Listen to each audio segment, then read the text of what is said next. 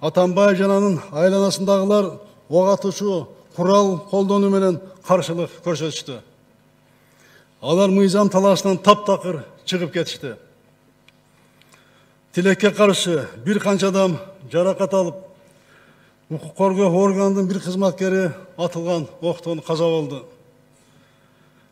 Кыршында болгон жигитибиздин өмүрү бийликтен дагы, байлыктан дагы, ар кандай саясий дымактан кымбат турат. Айтылган факттар боюнча кылмыш иши козголду, күнөөлөр сөзсүз түрдө жазага тартылат. Кечеге чейин Атамбай тергөөгө күбө катары чакырылып келсе, эми ал оор кылмышка шектүү катары чакырылат. Элди бөлүп жарууга, туруксуздук кырдаалын жаратууга жол берилбейт. Бул үчүн мамлекет күчү, саясий эрк жетиштүү.